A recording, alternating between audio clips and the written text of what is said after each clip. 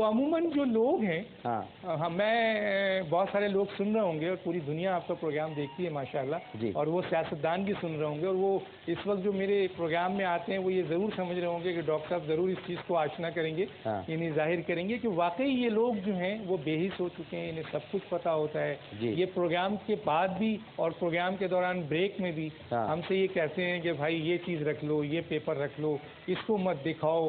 اور کچھ لوگوں کو تو ہم نے یہاں تک دیکھا ہے کہ جب آن ایئر پروگرام چل رہا ہوتا ہے تو بہت غصے سے چیخ کے بات کر رہے ہوتے ہیں اور جب ہم انہیں بتاتے ہیں کہ دیکھیں یہ پیپر بھی ہے تو یقین مانیے وہ ہمارے پاؤں تک پکڑنے کے لیے تیار کہ بھائی یہ مت دکھاؤ، یہ مت دکھاؤ.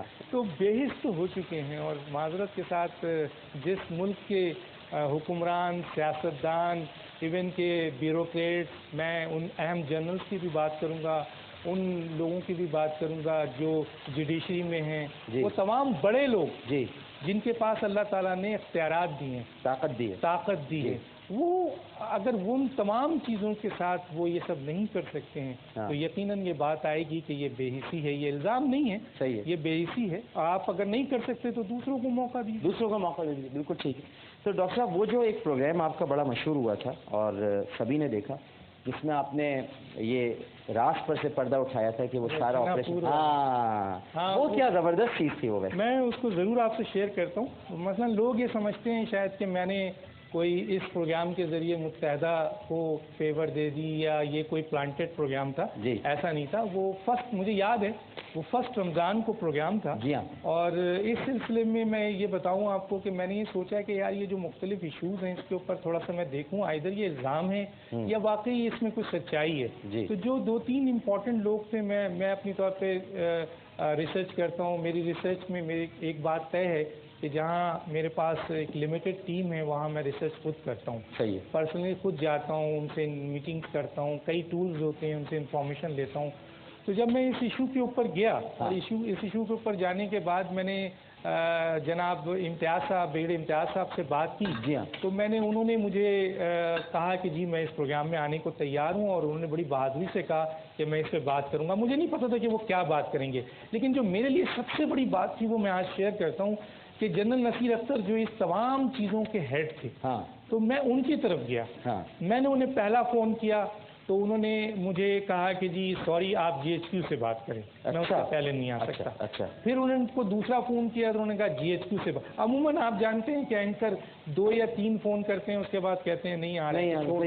میں نے پتہ نہیں اللہ تعالیٰ کی ایک وہ تھی کہ 11 فون میں نے کیے ہیں اور 11 فون پہ انہوں نے کہا ہے کہ جی سوری میں نہیں آ رہا ہے. لیکن پھر میرے دل میں آیا کہ میں 12واں فون کروں اور میں نے کر دیا. پروگرام بالکل اسٹارٹ ہونے والا تھا، یہ 2 دن رہ گئے تھے. تو میں نے کہا تو انہوں نے کہا کہ جی کیا پوچھیں گے آپ مجھ سے. تو میں نے ان سے کہا کہ میں صرف آپ سے یہ پوچھنا چاہتا ہوں کہ یہ جو جنا پور کا ایک بات تھا آپ اس کے مین وہ ہیں ریپرزینٹیٹیو ہیں اور مجھے یہ بتائیں کہ اگر حقائق ہے تو آن ایئر کریں اور حقائق نہیں ہے تو آن ایئر کریں یا بیچ میں کوئی اور چیز ہے تو اس کو کہیں. تو کہنے لگے اس کے علاوہ آپ کیا پوچھیں گے. میں نے کہا میں اور سے کچھ نہیں پوچھوں گا. آپ یہ چاہتے ہیں کہ میں آپ کی ذات کے بارے میں کوئی سوال کروں تو مجھے بتائیے، لیکن میں صرف اس حقائق کو پوچھا. ایک سوال ہے کہ یہ صحیح ہے یا غلط. آپ کرتے بھی اسی طرح، بس ایک سوال ایک بتا دیجیے. تو وہ پھر جنرل صاحب نے مجھ سے کہا کہ جی پتہ نہیں کیا ہوا ان کو کہ اللہ کے فضل و کرم سے زبان راضی ہو گئے. اب راضی جب ہوئے تو وہ ہو گئے، وہ پروگرام ہوا، میں آ گیا. میں نے اس میں حیدر عباس رضوی کو بھی اس لیے بلایا تھا کہ مجھے پتا تھا کہ جب جنرل الزام لگائیں گے تو کوئی کاؤنٹر کرنے کے لیے ان کا نمائندہ حالات ہی کچھ اور ہو گئے. جب وہ پروگرام جمعے کا دن تھا، فرسٹ رمضان تھی، میرے ذہن میں یہ تھا کہ 8 بجے کون دیکھے گا پروگرام. مجھے امید تھی کہ شاید 12 بجے جو ریپیٹ ہوگی تب دیکھیں گے. لیکن لوگوں نے 8 بجے اس کو بہت دیکھا. میں آپ کو بالکل آج میں بتا رہا ہوں عامر بھائی کہ میں بخدا یہ کہتا ہوں کہ یہ کوئی پلانٹڈ پروگرام نہیں تھا. نہیں مجھے معلوم ہے، آپ سے میری ملاقات ہوئی تھی اس دن، بلکہ ہماری بات طے ہوئی تھی کہ رمضان میں مہمان آپ کو آنا ہے تو کوئی پلانٹڈ آپ کو تھا ہی نہیں. میں تو خود ملا تھا ملاقات. اور آج میں پوری دنیا کو بتاتا ہوں کہ اور جنرل نصیر اختر بھی سن رہے ہیں اور بریگیڈیئر امتیاز بھی سن رہے ہوں گے، یہ پروگرام اللہ تعالیٰ نے میرے ذریعے کرایا. इसमें किसी का भला हुआ, किसी का नुकसान हुआ, वो एक अलग बात, बिल्कुल। लेकिन ये प्रोग्राम जो था वो टोटल जो है वो फर्स्ट रमजान को ऑनर हुआ है। तो इसके पीछे मैं समझता हूँ कि अल्लाह ताला ने कुछ चीज मेरे जरिए तैयार है, बहुत खूबसूरत है, बहुत जबरदस्त है, और इस शक्ल तो बहुत जबरदस्त नजर आ रही है। मुझे उम्मीद है कि इसका टेस्ट भी अच्छा हो। आपको पसंद है खाना? हाँ, लेकिन रोजे के बाद इंशाल्लाह। अच्छा नाज़रीन किराम, ये आप देख रहे हैं इसमें जो चावल हमने रखे हैं, ये आप जब उबाल लें तो फिर इसी तरह के कप या प्याला ले लें, इसमें रख के फिर आप यूँ करें तो एक अच्छा सा सांचा बन जाता है। एक आमरी नुस्खा आपको दे दें और फिर डॉक्टर साहब के साथ बैठ के मजीद बात करेंगे। ठीक,